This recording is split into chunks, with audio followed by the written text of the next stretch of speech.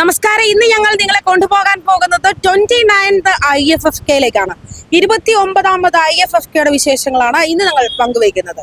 ഇത്തവണ കൂടുതൽ സിനിമകളുടെ പ്രദർശനങ്ങളൊക്കെ നടക്കുന്നുണ്ട്. കൂടുതൽ ഡെലിഗേറ്റ് പാസുകൾ വിതരണം ചെയ്യപ്പെട്ടിട്ടുണ്ട്. കൂടുതൽ ആൾക്കാർ കാണാനായി എത്തുന്നുണ്ട്. നമുക്ക് അവരോട് തന്നെ കൂടുതൽ വിശേഷങ്ങൾ ചോദിച്ചറിയാം. ആദ്യമായിട്ടാണോ IFFK? അല്ലല്ല, ഞാൻ ഒരു 2005 മുതൽ സ്ഥിരമായിട്ട് പങ്കെടുക്കാറുള്ളതാണ്. എങ്ങനെയുണ്ട് ഈ വർഷത്തെ എക്സ്പീരിയൻസ്? ചില സിനിമകളൊക്കെ വളരെ മോശമായിട്ട് കാരണം മലയാള സിനിമയിൽ നിന്നൊക്കെ പറഞ്ഞ വിഭാഗത്തിൽ സെലക്ട് ചെയ്തിട്ടുള്ള സിനിമകൾ ഒരു വളരെ സബ്സ്റ്റാൻഡേർഡ് ആയിട്ടുള്ള ചില സിനിമകളൊക്കെ കണ്ടു. പക്ഷെ അതൊക്കെ വളരെ മോശമാണ്. കാരണം ഇതിനേക്കാളൊക്കെ എത്രയോ നല്ല സിനിമകൾ, സ്വതന്ത്ര സിനിമകളുണ്ടാവും. അല്ലെങ്കിൽ ഒന്നുമല്ലെങ്കിൽ നല്ല കൊമേഴ്ഷ്യൽ പടമെങ്കിലും എടുത്ത് ചെയ്തിലും ഭേദമാണ്. കാരണം നമ്മൾ ഫെസ്റ്റിവൽ ഒരു ഇൻഡിപെൻഡന്റ് സിനിമകൾ, നല്ല ഇൻഡിപെൻഡന്റ് സിനിമകളെ പ്രൊമോട്ട് ചെയ്യണം. അല്ലാതെ നമ്മളൊരു ഐഫോണിൽ എടുത്തു എന്നുള്ളതൊരു ക്വാളിറ്റി ആയിട്ട് കാണാതെ അത്ര സിനിമകൾ ഐഫോണിലൊക്കെ എടുത്തു, പക്ഷെ നല്ല കണ്ടന്റ്, നല്ല വൃത്തിയായിട്ട് എടുക്കുന്ന സിനിമകളെ പരിഗണിക്കാമായിരുന്നു. ഞാൻ ഇന്നലെ കണ്ട ഒരു സിനിമ, പേര് ഞാൻ പറയുന്നില്ല, ആ സിനിമയൊക്കെ അങ്ങേയറ്റം മോശമാണ്. ഈ ഒരു മാറ്റം എന്ന് പറയുന്നത് ഇപ്പം ഉണ്ടായതല്ലേ, പുതുമയുള്ള മാറ്റങ്ങളല്ലേ. അതുപോലെ എന്താണോ പുതുമയുള്ള മാറ്റങ്ങൾ വേണ്ടിയിരിക്കുന്നോ ആ മാറ്റങ്ങൾ തീർച്ചയായിട്ടും കൊണ്ടുവന്നേ പറ്റൂ. ജനങ്ങളുടെ ഇഷ്ടത്തിന് വേണ്ടിയാണ് ഈ ഫെസ്റ്റിവൽ നടത്തുന്നത്, അല്ലാതെ കുറച്ചു പേർക്ക് വേണ്ടി മാത്രമുള്ളതല്ല. എന്തുമാത്രം ആള് ഇന്ന് ഏതെല്ലാം രാജ്യങ്ങളിൽ നിന്ന് ഏതൊക്കെ സിനിമകളാണ് ഇവിടെ കൊണ്ടുവന്ന് ഗംഭീരം എന്ന് പറഞ്ഞിട്ട് പോണത് ആലോചിച്ച് നോക്കിയാട്ടെ. അപ്പം അതുകൊണ്ട് ഇനിയും ഒരുപാട് മാറ്റങ്ങളും വരും, അത് ഗംഭീരമായിരിക്കും. ഇതിപ്പം പോരാ, ഒരാഴ്ചയൊന്നും ആളുകൾക്ക് മതിയായില്ല. എനിക്കൊന്നും പറയാനുള്ള, കാരണം ഞാൻ മറ്റേ ആദ്യമായിട്ട് പൂരത്തിനൊക്കെ വന്ന് നിൽക്കണ ഒരു കൊച്ചുകുട്ടിയെ പോലത്തെ ഫീലാണ് എനിക്ക്. ഇനി എല്ലാ പൂരത്തിനും പോകണമെന്നല്ല തോന്നുന്നത് എന്ന് പറഞ്ഞ പോലെയാണ്. എനിക്ക് ഭയങ്കര ഇഷ്ടമായി കണ്ട സിനിമകളൊക്കെ. ഒന്ന് രണ്ട് പടങ്ങൾ എനിക്ക് ഇഷ്ടപ്പെടാത്തുണ്ട് എന്ന് വെച്ച് കഴിഞ്ഞാൽ അത് നമ്മുടെ ഒരു ടേസ്റ്റിലുള്ളതല്ലാത്തോട്ടാണ്. വിദേശ സിനിമകളാണ്. മലയാളം കണ്ടതെല്ലാം അടിപൊളി പടം.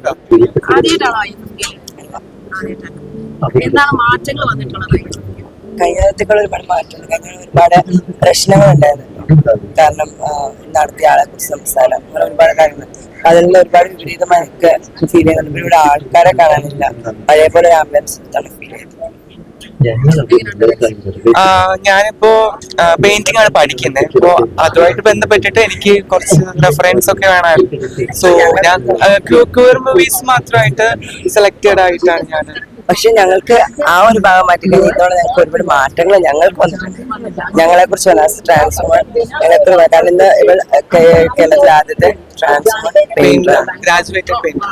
അല്ല, ഈ വട്ടം പടം കാണാൻ വേണ്ടി ഡെലിഗേറ്റ് ഐ ഡി ഒന്നും എടുത്തൊന്നുമില്ല. പക്ഷെ എന്നാലും വന്നിട്ട് ഭയങ്കര ഷോവാണ്. കഴിഞ്ഞ മുൻ വർഷങ്ങളെ പറ്റി നോക്കിക്കഴിഞ്ഞ് കഴിഞ്ഞാൽ ഭയങ്കര ഷോവാണ് പരിപാടി കാര്യങ്ങളൊക്കെ. പിന്നെ കൾച്ചറൽ പ്രോഗ്രാമും പിന്നെ എനിക്ക് തോന്നുന്നു ഈ വർഷം കഴിഞ്ഞ വർഷം എല്ലാം വന്നവരെല്ലാം ഈ വർഷം കുറഞ്ഞിട്ടുണ്ടെന്ന് തോന്നുന്നു. അറിയാവുന്നവരൊക്കെ ഭയങ്കര കുറവാണ്. 2 വർഷമായിട്ട് ഉണ്ടായി കുറച്ച് പേര് കമ്പനിയൊക്കെ ഉണ്ടെന്ന്, അവരൊന്നും വന്നിട്ട് കൊടുത്തിട്ടൊന്നുമില്ല. അപ്പം അങ്ങനെ പരിപാടി ഷോ ആയതുകൊണ്ടായിരിക്കുമല്ലോ അവർ വരാതിരിക്കുന്നത്. പിന്നെ കൾച്ചറൽ പ്രോഗ്രാമൊക്കെ ഭയങ്കര ഒരിതായിട്ട് തോന്നി. പിന്നെ നൈറ്റൊക്കെ ഇവിടെ ഞങ്ങൾ ഇന്നലെ വന്ന് 2 ദിവസമായതേ ഉള്ളൂ വന്നിട്ട്. വലിയ ഇതൊന്നും ഇല്ല. എന്നാലും കുറച്ച് സിനിമകളുടെ കാര്യങ്ങളൊക്കെ അതിന്റെ സ്ക്രീനിങ്ങും ഓരോ സമയമൊക്കെ ചെയ്തിട്ട് കുറച്ച് ബുദ്ധിമുട്ടുണ്ട്. ഇപ്പം ഓൾവി ഇമാജിനസ് ലൈറ്റ് പോലുള്ള ഒരു പടങ്ങളൊക്കെ ഇന്നലെ ഭയങ്കര റഷായിരുന്നു. 3-4 മണിക്കൂർ ക്യൂ നിന്നിട്ടും കിട്ടാണ്ട് പോയിട്ടുള്ള ഒരുപാട് ആൾക്കാരുണ്ട്. അപ്പം അങ്ങനെയുള്ള പടങ്ങൾക്കൊക്കെ ഒരു ഷോ അല്ലെങ്കിൽ ഒരു സ്ക്രീനിങ് മാത്രമാണ് വെച്ചിട്ടുള്ളത്. അപ്പം അങ്ങനെയുള്ള പടങ്ങൾക്കൊക്കെ ഒരു 2-3 സ്ക്രീനിങ് ഒക്കെ വെച്ചിട്ടുണ്ടായിരുന്നെങ്കിൽ നമ്മൾ ഇത്രയും ഡെലിഗേറ്റ് പാസും സ്റ്റുഡന്റ് പാസും ഒക്കെ എടുത്ത് വരുന്നതാണ്. അപ്പം അങ്ങനെയുള്ളവർക്ക് അത് കൂടുതൽ എളുപ്പമായിരിക്കും. അല്ലാതെ പക്ഷം ഈ പടം ഒന്ന് പടം കാണാൻ പോകാതെ വരുന്ന ഒരു അവസ്ഥയുണ്ട്. അത് നമുക്കൊരു ബുദ്ധിമുട്ടുണ്ടാക്കുന്ന ഒരു കാര്യമാണ്. സിനിമകളിൽ ഇപ്പൊ ഇരിക്കാൻ സ്ഥലമില്ല, അങ്ങനത്തെ കുറെ കംപ്ലൈന്റ്സ് നമ്മൾ ഡെലിഗേറ്റ്സിനോട് സംസാരിച്ചപ്പോൾ പറഞ്ഞിരുന്നു. അതായത് ക്രൗഡ് കൂടുതലാണ്, അവർക്ക് സീറ്റ് കിട്ടുന്നില്ല എന്നുള്ളത്. അങ്ങനെ അല്ല, ഒരു കാര്യം മനസ്സിലാക്കേണ്ടത്, നമുക്ക് നമ്മുടെ ഒരുപാട് പരിമിതികളുണ്ട്. നമ്മുടെ ഒരു കൊച്ചു സ്റ്റേറ്റാണ് കേരളം എന്ന് പറയുന്നത്. ഇപ്പം തന്നെ 15ഓളം തിയേറ്ററുകളിലാണ് സിനിമ നടക്കുന്നത്. ഇത് ഇപ്പം ടാഗോറിൽ തന്നെ അടുത്ത മേള നടക്കുമ്പോഴേ ഇനി ഇവിടെ സിനിമ നടക്കുകയുള്ളൂ. മറ്റ് സിനിമകൾ എന്ന് പറഞ്ഞാൽ നിരന്തരം എല്ലാ ദിവസവും സിനിമ കാണിക്കുന്ന തിയേറ്റർ, അവിടെ ഒരു സീറ്റിംഗ് കപ്പാസിറ്റിക്ക് ഒരു ഇതുണ്ട്, ഒരു മാനദണ്ഡമുണ്ട്. ആ മാനദണ്ഡത്തിനകത്തേക്ക് സീറ്റിങ്ങിലേക്ക് പോവില്ല. പിന്നെ നമ്മളെപ്പോലും അക്കാദമിയെപ്പോലും അത്ഭുതപ്പെടുത്തുന്ന രീതിയിലാണ് ഡെലിഗേറ്റ്സ് വരുന്നത്. അപ്പം നമ്മൾ ഇപ്പോഴത്തെ ഒരു സാഹചര്യത്തിൽ ഇനി അടുത്ത വർഷമൊക്കെ സിനിമാ തിയേറ്ററുകളുടെ എണ്ണം അങ്ങനെ കൂട്ടാനും പറ്റില്ല. കാരണം മലയാള സിനിമ ഒരുപാട് റിലീസാവുന്ന സിനിമ അടക്കം മാറ്റിവെച്ചുകൊണ്ടാണ് ഈ 8 ദിവസം ഫെസ്റ്റിവലിന് വേണ്ടി അവർ സിനിമാ തിയേറ്റർ അനുവദിച്ചു തരുന്നത്. അത് തന്നെ അടുത്ത വർഷം അവർ തരുന്നില്ല എന്ന് തീരുമാനിച്ചു കഴിഞ്ഞാൽ ഈ മേള പോലും ഉണ്ടാകില്ല.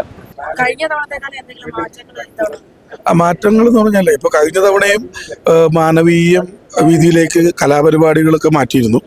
അപ്പം അതുകൊണ്ട് തന്നെ ചുറ്റി കറങ്ങുന്നത് എനിക്ക് തോന്നുന്നു ആ തിരക്ക് കുറച്ച് കുറഞ്ഞു. തിയേറ്ററിനകത്തായി കൂടുതൽ തിരക്കുകൾ. അപ്പോൾ അതൊരു നല്ല മാറ്റമായിട്ട് തോന്നി. പിന്നെ മലയാള സിനിമ ടുഡേ എന്ന കാറ്റഗറിയിൽ സാധാരണ ഇത്രയും തിരക്കുകൾ നമ്മൾ കാണാറില്ല. എതിരഭിപ്രായങ്ങൾ ഉണ്ടാവാം, പക്ഷേ കൂടുതൽ ആൾക്കാർ മലയാള സിനിമ ടുഡേ കാണുന്നു.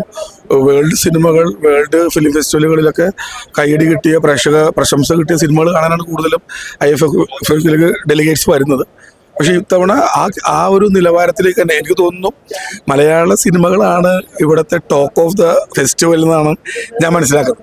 അതൊരു മലയാളി എന്നുള്ള നിലയിൽ എനിക്ക് അഭിമാനമുള്ള കാര്യമാണ്. ഇപ്പൊ കുറച്ച് നാളുകളായിട്ട് നമ്മൾ കാണുന്ന ചുമ്മാ വൈബ് അടിക്കാൻ വേണ്ടി വരുന്ന കുറെ പേരെ കാണാം. അത് രണ്ടെണ്ണം ഉണ്ട്. ഒന്ന് പാഷൻ കൊണ്ടുവരുന്നത്, ഇന്നൊന്ന് ഫാഷൻ. അത് ആ വ്യത്യാസം നമുക്ക് അറിയാൻ പറ്റില്ല. അത് അവർ അപ്രോച്ച് ചെയ്യുന്ന രീതി, റിയാക്ട് ചെയ്യുന്ന രീതി, അതൊക്കെ കാണുമ്പോൾ അറിയാം. റിയലി ഫിലിം പാഷൻ കൊണ്ടുവന്നതാണ്. അത് ഫിലിം ഇൻഡസ്ട്രിയിലുള്ളവരെ വേണമെന്ന് നെസസറി ഇല്ല. ഇനി ഒരു എഞ്ചിനീയർ ആവാം, ഒരു ഡോക്ടർ ആവാം, അല്ല ഒരു IT സ്റ്റുഡൻ്റ് ആവാം, എനിബഡി ക്യാൻ ബി ദാറ്റ്. അപ്പൊ അവരിൽ രണ്ട് ഇതുണ്ട്. Entertainment, purely entertainment. ഇവിടെ ഒരുപാട് ആളുകൾ വരുന്ന കാണാം, ന്യൂ ഡ്രസ്സസ് ഇടാം. അവരുടെ ഒരു ഇൻഡിപെൻഡന്റ് ഏരിയ പോലെ. പേരൻസ് ഒന്നും കൺട്രോൾ ചെയ്യുന്നില്ല. So I can dress up any type. I can have. പെൺകുട്ടികളൊക്കെ കുറേ പേര് ഞാൻ സ്മോക്ക് ചെയ്യുന്നുണ്ട്. അപ്പൊ അവർക്ക് ഒരു ഇൻഡിപെൻഡന്റ് ഏരിയ പോലെ അവർ ഫീൽ ചെയ്യുന്നത്, കംഫർട്ടബിൾ ആയിട്ട്. അതാണ് എനിക്ക് നെക്സ്റ്റ് ജനറേഷൻ.